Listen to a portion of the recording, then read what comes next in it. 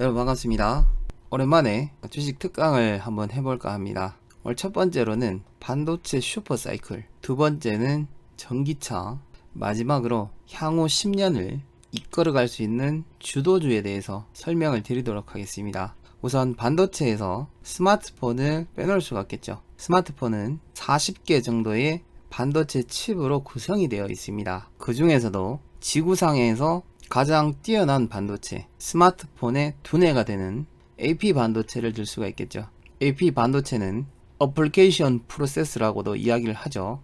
AP 반도체의 크기는 가로 세로 1cm 미만의 굉장히 작은 반도체입니다. AP 반도체의 구조를 살펴보면 스마트폰에 사용이 되기 때문에 전화와 인터넷을 사용할 수 있는 5G 모뎀과 인공지능을 기반으로 하는 NPU, 고성능 게임이나 그래픽을 연산을 할 수 있는 GPU, 사진이나 동영상, 그리고 전화나 문자를 보내는 기능도 되겠죠.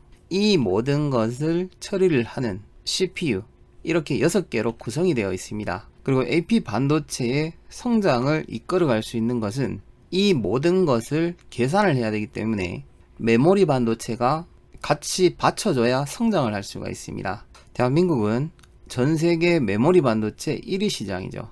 메모리는 크게 두 가지가 있습니다. 동작 속도와 순간 저장을 할 수 있는 D램이 있고, 동작은 느리지만 반영구적으로 저장을 할 수 있는 낸드 플래시 메모리가 있습니다. 대표적으로는 노트북과 데스크탑에 들어가는 SSD가 되겠죠. 대한민국이 D램 시장 점유율이 1위라고 말씀을 드렸는데, 점유율 수치를 살펴보면 삼성전자가 42.9%, SK하이닉스가 29.2%를 차지를 하고 있습니다. 그 다음이 미국의 마이크론이죠.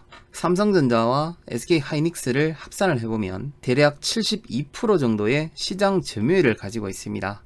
랜드 플래시 점유율도 삼성전자가 32.5%, SK하이닉스가 11.2%를 차지를 하고 있습니다. 거의 독보적이라고 보시면 됩니다. 하지만 전 세계 반도체 시장에서 메모리 반도체 시장은 27%밖에는 되지가 않습니다. 나머지는 시스템 반도체로 이루어져 있죠. 결국에는 시스템 반도체인 AP 반도체를 어느 나라에서 가장 잘 만드느냐가 반도체 시장을 이끌어갈 수 있다라고 보시면 됩니다. AP 반도체에서는 직접 만드는 게 아니라 설계만 전문적으로 하는 회사가 있습니다. 이러한 회사를 팹리스라고 이야기를 하죠. 팹리스와는 반대로 설계도를 받아서 위탁 생산만을 전문적으로 하는 회사를 파운드리라고 이야기를 합니다. 팹리스의 시장 점유율을 살펴보면 대만의 미디어텍이 31%, 미국의 퀄컴이 29%, 삼성전자가 12%, 애플이 12%, 중국의 하이실리콘, 즉 하웨이가 12%를 차지를 하고 있습니다. 결국 이 회사들은 AP칩을 만들어야 되고 파운드리 회사를 찾게 되는 겁니다. 파운드리 업체를 살펴보면 대만에서 54%, TSMC가 되겠죠. 삼성전자에서 17%, 미국에서 7%, 같은 대만 UMC에서 7%를 차지를 하고 있습니다. 파운드리 시장만 놓고 봤을 때 TSMC와 삼성전자는 엄청난 차이가 나고 있죠. 모든 언론에서 TSMC가 화두가 되는 것은 세계 시장 점유율을 54%나 가지고 있지만 팹리스 회사에서 아무리 설계를 잘한다라고 하더라도 파운드리 업체에서 생산을 해주지 않으면 팹리스 회사는 아무런 소용이 없다는 거죠. 그렇기 때문에 반도체 시장의 패권은 파운드리에 달렸다라고 이야기를 하고 있는 겁니다. 특히 파운드리 생산 라인에서는 세계에서 1등을 하면 50% 이상의 흑자가 발생이 됩니다. 반면 2등을 해버리면은 적자가 발생이 되게 되겠죠. 하지만 삼성전자가 버틸 수가 있는 것은 기술력으로만 본다면 TSMC와 큰 차이가 나지가 않습니다. 그리고 독자적으로 12%를 설계를 하고 있기 때문에 거기서 세이브가 되는 거죠. 하지만 이익률 측면에서는 대만의 TSMC가 거의 압도적이라고 보시면 됩니다. 특히 TSMC를 전 세계에서 주목을 하는 이유는 AP 반도체에서 시장 점유율이 80% 이상이 되고 IT용 반도체와 자동차용 반도체까지 생산을 하고 있기 때문입니다. 그런데 여기서부터 이제 중요한 내용이 나옵니다. 삼성전자와 TSMC는 기술력도 비슷하고 가격도 비슷한데 왜 TSMC가 시장 점유율이 80%나 될까? 파운드리에서는 왜 54%가 될까? 이유는 여기에 있습니다. 삼성전자는 반도체를 직접 설계를 합니다. 생산도 하죠. 그리고 스마트폰을 직접 제작을 합니다. 그렇다면 애플이나 퀄컴 같은 회사가 본인들이 설계한 것을 어떤 곳에 주는 게 마음에 놓이겠습니까? 물론 삼성전자가 그 설계도를 훔쳐간다는 것은 아니지만 고객 입장에서는 직접 설계, 생산, 제작을 하는 삼성전자보다 파운드리만 생산하는 TSMC 쪽으로 맡기는 것이 훨씬 더 안전하게 느껴질 거라는 겁니다. 쉽게 말씀드리면은 애플이나 퀄컴 같은 회사가 삼성전자의 기술력이 뺏길 수도 있다라고 생각을 할 수도 있다는 겁니다. 그리고 최근 전 세계 반도체 품귀 현상으로 자동차와 모바일, 산업계 전방위로 반도체가 부족하다라는 이야기가 나오고 있죠.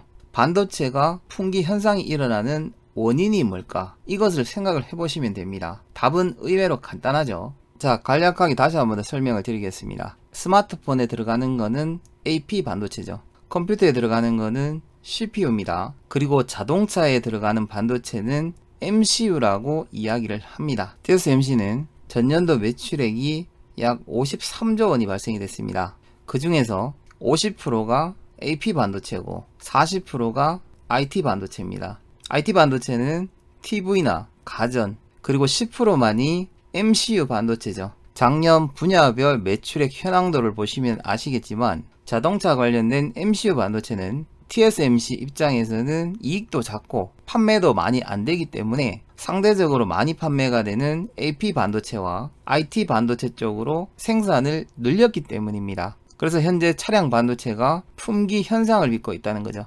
그래서 전 세계 국가에서 MCU 반도체를 만드는 회사에다가 러브콜을 보내고 있다는 겁니다. 하지만 기업 입장에서는 이익이 많이 나고 잘 팔리는 쪽으로 많이 생산할 수밖에 없죠. 그리고 삼성전자와 TSMC의 기술력 차이를 보면 2018년 하반기에 TSMC는 이미 7나노를 완성을 했고 2020년 상반기에 5나노, 삼성전자가 TSMC보다 약 3개월 정도가 늦다는 것을 확인을 할 수가 있죠. 지금 도표에서 보시는 것처럼 현재 우리들이 사용하는 기술력이 5나노입니다. 5G 기술력이죠.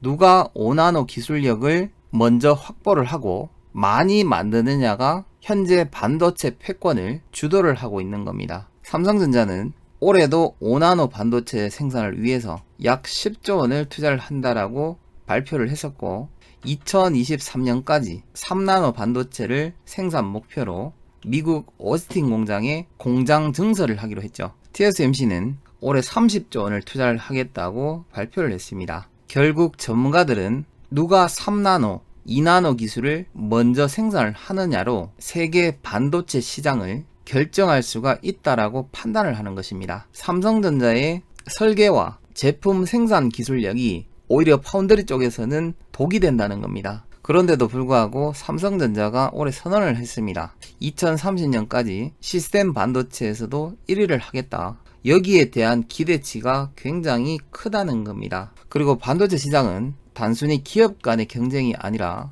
국가와 국가 간의 경쟁으로 이미 진행이 되고 있고 이것으로 인한 미중 무역 갈등이 심화가 되고 있습니다. 중국은 2015년도에 반도체 생산에 사활을 걸었고 2025년도까지 반도체 관련 자금률을 70%를 목표로 하겠다라고 발표를 했습니다. 여기에 대한 압박감을 느낀 트럼프는 중국의 반도체 전쟁을 선포를 했었고 화웨이를 가장 먼저 제재를 했죠. 이후에 중국 반도체와 드론 등 77개 기업에도 추가 제재를 했습니다. 반면 중국에서는 그렇게 많은 돈을 투자를 하고도 아직까지 자급 생산률은 15%밖에는 되지 않습니다. 중국의 가전제품을 보면 주로 TV와 스마트폰 같은 완제품을 판매를 하고 있습니다. 하지만 아직까지 메모리 반도체의 경우에는 한국의 수입을 의존을 하고 있고 시스템 반도체의 경우에는 대만에서 수입을 하고 있습니다. 앞에서 말씀드렸지만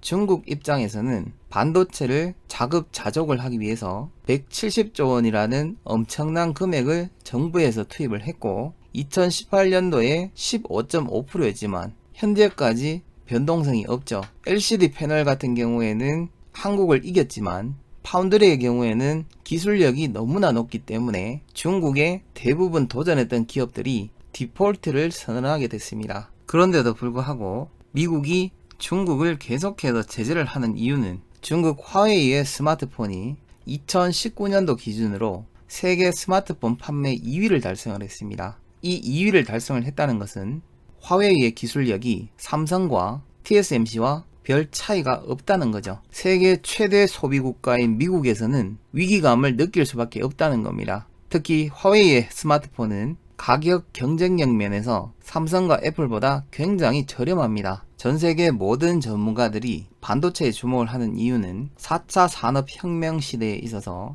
AI가 됐든 자율주행차가 됐든 사물 인터넷, 로봇 등에도 반도체 시장이 주도를 할 수밖에 없다는 겁니다.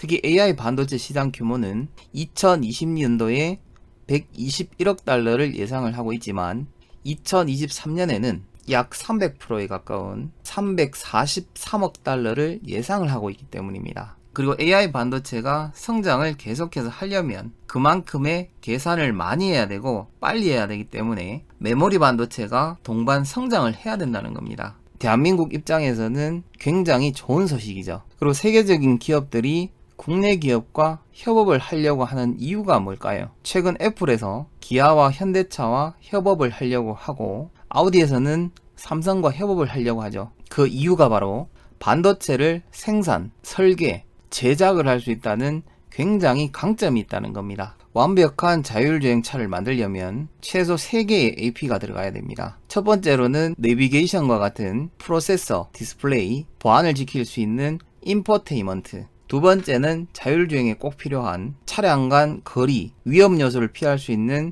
운전자 보조 시스템. 세 번째가 차량 간 통신망을 연결할 수 있는 텔레매트릭스가 필요합니다. 그렇게 해야지만이 스스로 운전을 하고 사고를 예방을 하며 완벽한 자율주행차를 만들 수가 있다는 거죠. 그리고 이러한 시스템들은 속도가 굉장히 빨라야 됩니다. 그리고 완벽한 자율주행을 하기 위해서는 최소 13개 이상의 카메라 반도체를 장착을 해야 됩니다. 이게 향후 5년이 걸릴지 10년이 걸릴지 그 이상이 걸릴지는 알 수가 없지만 오늘 말씀드린 이 내용 자체가 향후 5년에서 10년을 주도할 여러분들이 주식 투자를 함에 있어서 가장 중요하게 생각을 하고 주도주를 발굴하는 도움이 될 거라고 생각이 됩니다. 오늘 영상이 도움이 되셨다면 구독과 좋아요 꼭 부탁드리겠습니다.